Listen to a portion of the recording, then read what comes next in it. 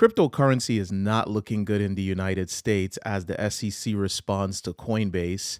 The Democratic Party shows, hey, we don't want cryptocurrency here.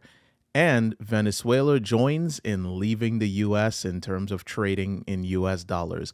We'll discuss it all right here today on Pour Over Finance.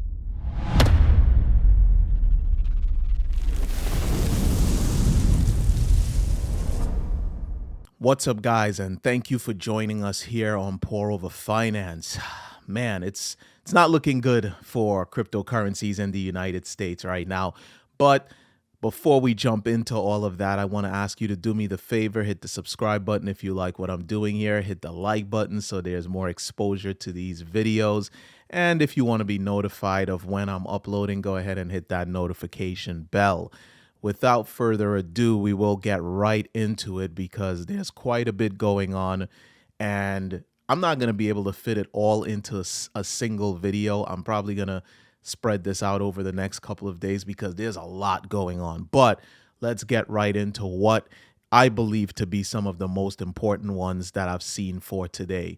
So the SEC responds to Coinbase requests for action. And in the article, it says no.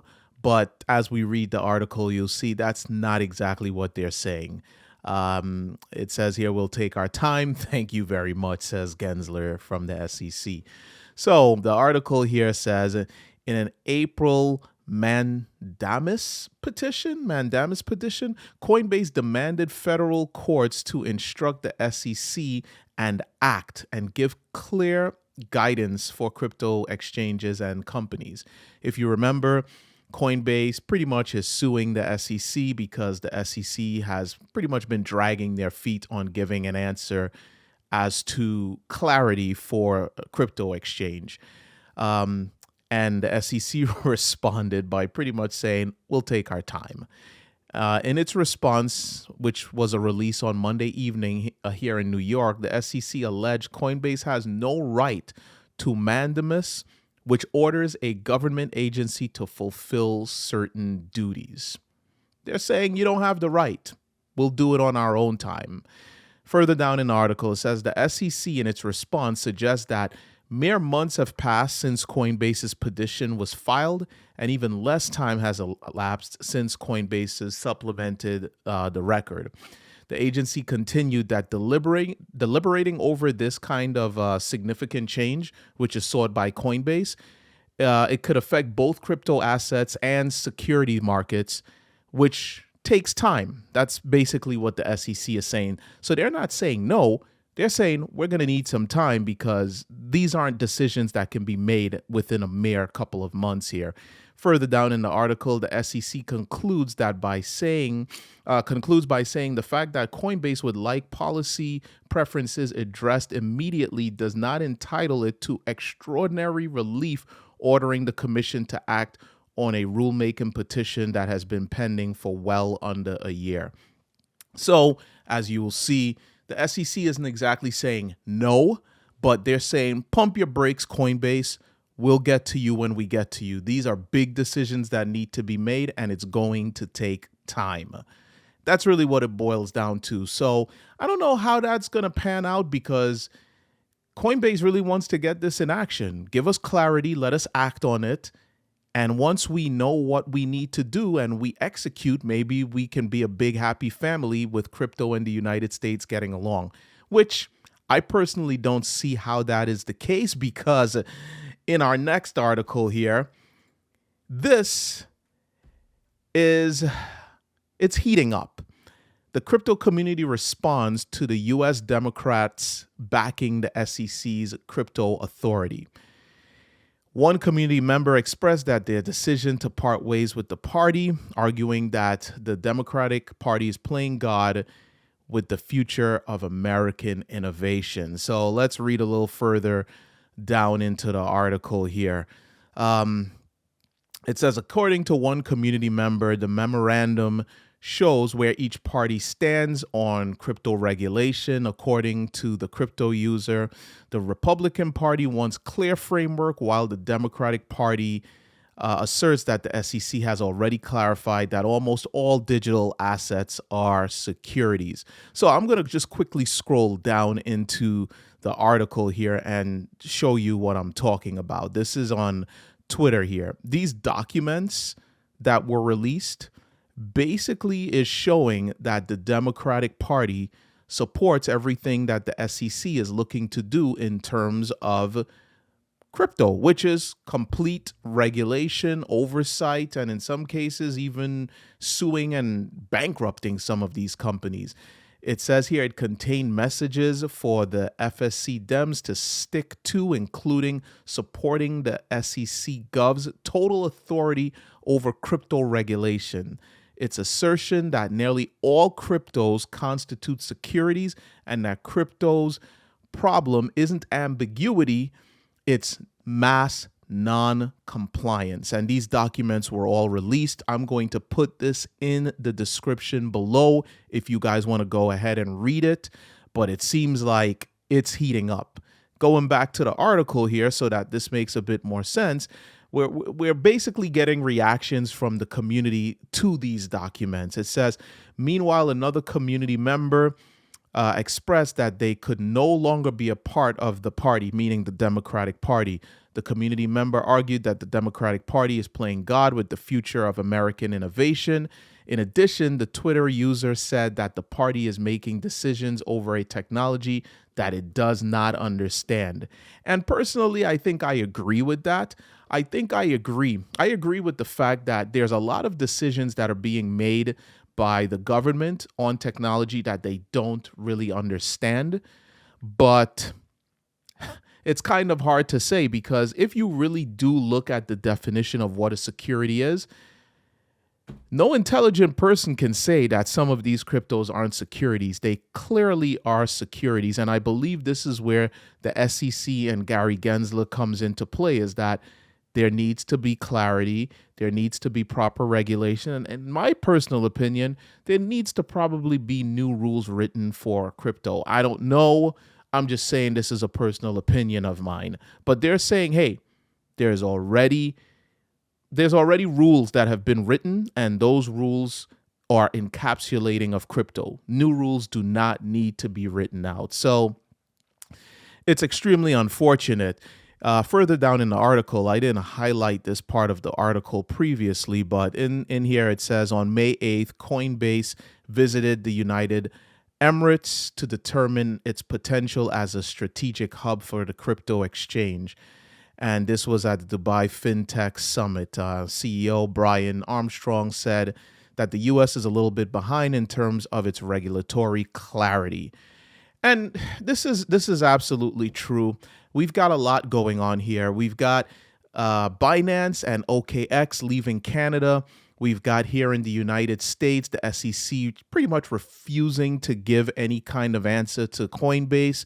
We've got the Democrats pretty much supporting the regulation and in some cases removal of cryptocurrencies. As the article mentioned, they don't seem to understand this technology. They're not willing to write new rules for this technology. So it's obvious that if you are a crypto investor, if you are interested in cryptocurrencies, the United States, pretty much North America, the United States, Canada is not the place to be. These countries have no interest in playing nice with crypto. They want it out of here. And personally, I think a lot of that has to do with the fact that they don't have full control of it like they do with, for instance, the stock market. Listen, if there was money for the government to make in terms of cryptocurrency, they would play nice. But this is more in the hands of the people and a lot of independent companies. In some cases, these companies aren't even doxed. You don't know who's running it. So we'll have to see. But I'll tell you right now, from my personal standing, it is not looking good for cryptocurrency here in the United States. I think that the United Emirates, I think that Europe, these are the places that are going to embrace cryptocurrencies, and you're going to see a lot of those businesses move abroad. And the United States is probably going to be a big wasteland. We're going to have to just deal with the stock market, and whatever other investment vehicles the government is allowing us to get involved in. But it doesn't look like crypto is going to do well here. And I'm not saying this is FUD. I'm just giving my own personal opinion. It's not looking good for cryptocurrencies in the United States and Canada. These businesses are moving into other territories like the United Emirates and Europe, where it seems like the government is a lot more friendly, willing to give a lot more clarity and work with cryptocurrencies, while we are pushing those businesses away.